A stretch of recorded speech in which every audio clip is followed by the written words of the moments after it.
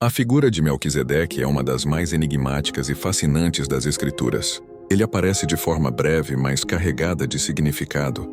É lembrado no livro de Gênesis, Salmos e recebe ampla explicação na carta aos Hebreus no Novo Testamento. Sua história está envolta em mistério, pois a Bíblia não fornece detalhes sobre sua genealogia, nascimento ou morte, algo incomum na tradição hebraica, em que a linhagem era central. O primeiro relato encontra-se em Gênesis 14. Abraão havia resgatado seu sobrinho Ló, que fora levado cativo durante uma guerra entre 4 reis do Oriente e 5 reis de Canaã. Após a vitória, Abraão retornava com os prisioneiros e os bens recuperados quando foi ao encontro dele Melquisedeque, rei de Salém, cidade que posteriormente se tornaria Jerusalém. O texto o apresenta como rei de Salém e sacerdote do Deus Altíssimo, El Elyon. Ele trouxe pão e vinho e abençoou Abraão, dizendo: Bendito seja Abraão pelo Deus Altíssimo, Criador dos céus e da terra, e bendito seja o Deus Altíssimo, que entregou os teus inimigos nas tuas mãos. Em resposta, Abraão lhe deu o dízimo de tudo. Este breve episódio é significativo. Melquisedeque exerce duplo ofício. É rei e sacerdote. Como rei de Salém, seu nome é interpretado como rei de justiça, Melchi igual a rei, Sedeque igual justiça.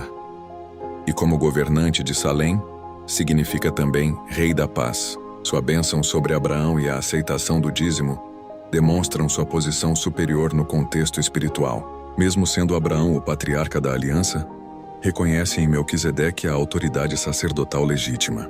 A segunda menção está em Salmo 110, atribuído a Davi. Trata-se de um salmo messiânico no qual o Senhor declara ao Messias: Tu és sacerdote para sempre, segundo a ordem de Melquisedeque.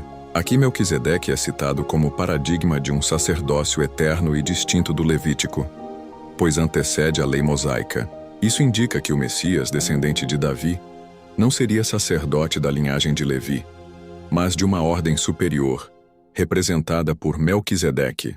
No Novo Testamento, a carta aos Hebreus dedica os capítulos 5 a 7 a desenvolver essa tipologia. O autor apresenta Melquisedeque como figura que aponta para Cristo.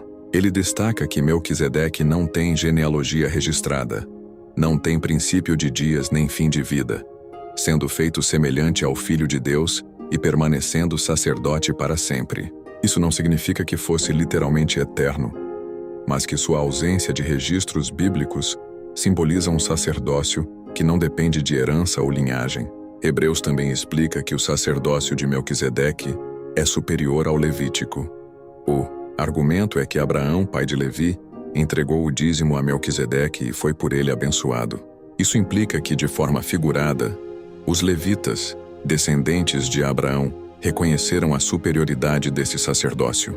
Assim, Cristo, como sumo sacerdote segundo a ordem de Melquisedeque, possui um ministério perfeito, eterno e eficaz, que não se apoia em prescrições legais, mas no poder de uma vida indestrutível. Outro ponto simbólico importante é o pão e o vinho, oferecidos por Melquisedeque. Muitos estudiosos veem nisso uma antecipação da ceia do Senhor, em que Cristo ofereceu pão e vinho como símbolos de seu corpo e sangue. Desse modo, Melquisedeque é interpretado como uma figura profética de Jesus, unindo realeza e sacerdócio, justiça e paz, bênção e intercessão. Na tradição judaica e cristã, há diversas interpretações sobre quem foi Melquisedeque. Alguns rabinos o identificaram com Sem, filho de Noé, pelo fato de ainda estar vivo no tempo de Abraão, segundo as genealogias. Já na tradição cristã, alguns pais da igreja o viam como uma manifestação do próprio Cristo antes da encarnação, uma cristofania. A carta aos Hebreus, porém, não afirma isso diretamente, mas enfatiza seu papel como tipo e sombra de Cristo.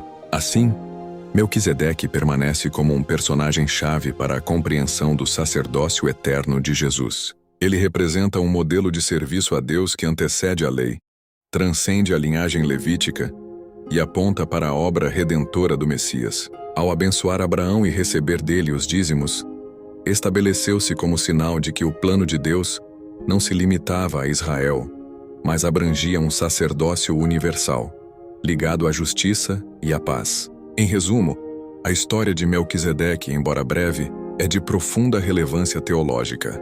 Ele surge como rei e sacerdote. Abençoa Abraão. Recebe o dízimo. É lembrado em Salmos como figura messiânica e ganha plena explicação em Hebreus como tipo de Cristo, o sumo sacerdote eterno. Sua ausência de genealogia reforça o caráter simbólico de um sacerdócio perfeito e indestrutível, que encontra sua plenitude em Jesus Cristo.